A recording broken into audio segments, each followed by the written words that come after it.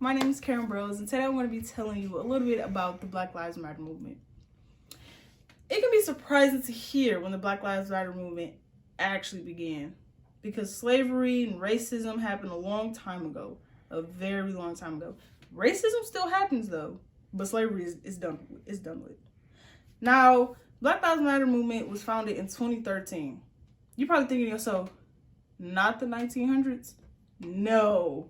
Nowhere near the 1980s, 90s, none of that. 2013. Yes. And the most surprising part about it is 3 black women, 3 African American, amazing people founded the Black Lives Matter movement. Their names are Alicia Garza, Patrice Cullors, and Opal Tometi. They did this because a young man was wrongfully killed a year before. Now you're probably asking yourself, Karen, what exactly is the Black Lives Matter movement? And that's okay. A lot of people don't know, but I'm going to tell you. It's a socially motivated protest against incidents of police brutality and all other racially motivated violence against black people. It's to help bring power, justice, healing, and freedom to black people across the country. Now, you're probably saying, well, whenever people come together to protest, it gets a little chaotic. No, it doesn't. People, me as an African American, and I can speak for all of them, we just want justice. We just want our voices to be heard. We want there to be change. And when I say change, I mean change, actual change. We want to be treated equally to others. And you're probably thinking, we probably might say, all lives matter. Well, that is true. All lives do matter. But if you think about it, the black community isn't really a part of that all lives matter part. You probably think, yes, it is. No, it's not.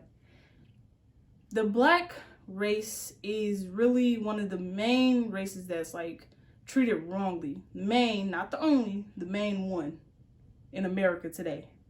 There are other people out there being treated wrongly, discriminated by, but the black people are the ones that you hear most about because it happens to us mainly. Almost every day I hear stories of another African American being shot, targeted, or discriminated against, and I'm tired of it. We're tired of it. Now, I just want to tell you about a few people that this actually happened to. Now, the first I'm going to start with, and why the whole Black Lives Matter movement actually began, is Trayvon Martin. 17-year-old boy, just minding his business, walking through a so-called fancy neighborhood, was seen by a white man named George Zimmerman. It's actually his neighborhood. And he thought he looked suspicious. So he called the police, and I guess he thought the police wasn't coming enough. So he put into his own hands, his matter, to go out there and say something to him. They got into a tussle. George Zimmerman put out his gun, killed Trayvon Martin right there in the street. You're probably thinking, oh, he was definitely charged.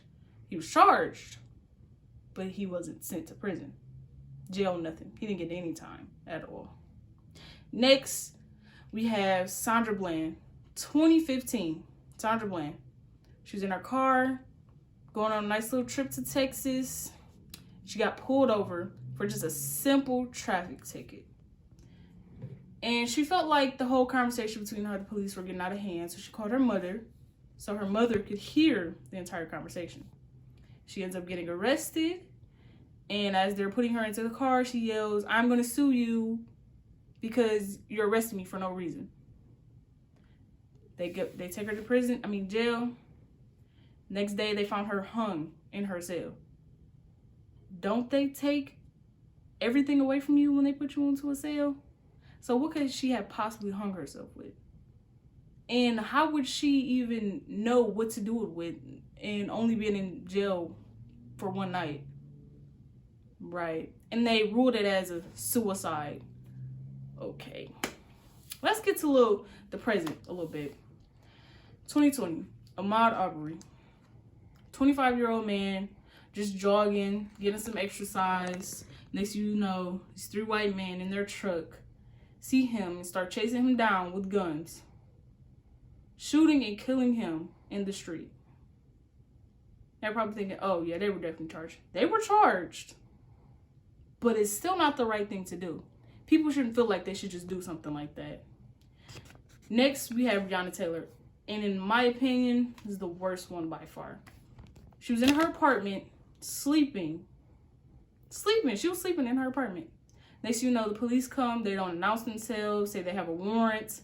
They come to her apartment, guns blazing, killing Breonna Taylor in her sleep. Mind you, she works with the police in the hospital. She was an emergency transponder. And she was wrongfully killed in her sleep. And the only thing those police officers were charged with was the bullets that didn't hit Breonna Taylor. Last but not least, we have George Floyd. Now, I know all of you heard about George Floyd.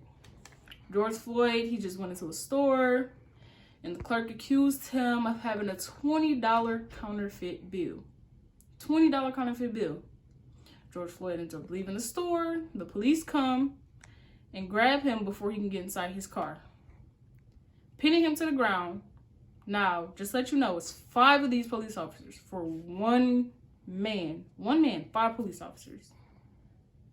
While all 4 of them are standing around trying to get the public to, back up, not get involved. One of them is kneeling on his neck for 8 minutes and 46 seconds, killing him in the street for thousands to see. Thousands, yes, because it was recorded. Many people have seen that video. Many. Now, these are just a few names that I just told you about. I want you to look up more names. More names. Think about, it's not just 5 people who were wrongfully killed by the police or wrongfully killed in the first place. Look up those other names. Remember their names. Say those names. Protest for us.